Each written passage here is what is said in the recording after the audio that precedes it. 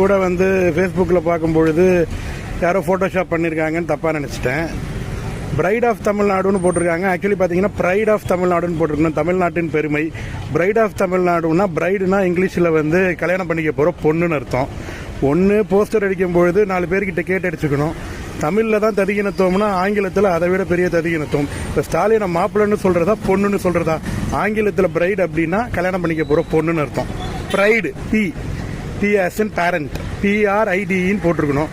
இப்படிலாம் போஸ்டர் அடித்து நீங்களே உங்களை கிண்டல் அடிச்சுக்கிட்டா அப்புறம் வேறு யார் தான் உங்களை வந்து இது பண்ணிக்கிறது? அப்புறம் எங்களுக்கெல்லாம் என்ன வேலை? ஒழுங்காக படித்து போஸ்டர் அடிங்கப்பா. இது வேறு எல்லா இடத்துலையும் ஒட்டி வச்சுருக்காங்க. அவங்க ஆளுங்களே கேவலப்படுத்துகிறாங்க.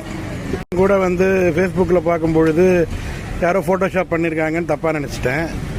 பிரைட் ஆஃப் தமிழ்நாடுன்னு போட்டிருக்காங்க. ஆக்சுவலி பார்த்தீங்கன்னா ப்ரைட் ஆஃப் தமிழ்நாடுன்னு போட்டிருக்கணும். தமிழ்நாட்டின் பெருமை. பிரைட் ஆஃப் தமிழ்நாடுன்னா பிரைடுனா இங்கிலீஷில் வந்து கல்யாணம் பண்ணிக்க போகிற பொண்ணுன்னு அர்த்தம். ஒன்று போஸ்டர் அடிக்கும் பொழுது 4 பேர்கிட்ட கேட்டு அடிச்சுக்கணும். தமிழில் தான் ததிகினத்துவம்னா ஆங்கிலத்தில் அதை விட பெரிய ததிகினத்துவம். இப்போ ஸ்டாலினை மாப்பிள்ளைன்னு சொல்கிறதா பொண்ணுன்னு சொல்கிறதா? ஆங்கிலத்தில் பிரைட் அப்படின்னா கல்யாணம் பண்ணிக்க போகிற பொண்ணுன்னு அர்த்தம். Pride P as in parent, PRIDன்னு போட்டிருக்கணும். இப்படிலாம் போஸ்டர் அடித்து நீங்களே உங்களை கிண்டல் அடிச்சுக்கிட்டா அப்புறம் வேறு யார் தான் உங்களை வந்து இது பண்ணிக்கிறது? அப்புறம் எங்களுக்கெல்லாம் என்ன வேலை? ஒழுங்காக படித்து போஸ்டர் அடிங்கப்பா. இது வேறு எல்லா இடத்துலையும் ஒட்டி வச்சுருக்காங்க. அவங்க ஆளுங்களே கேவலப்படுத்துகிறாங்க.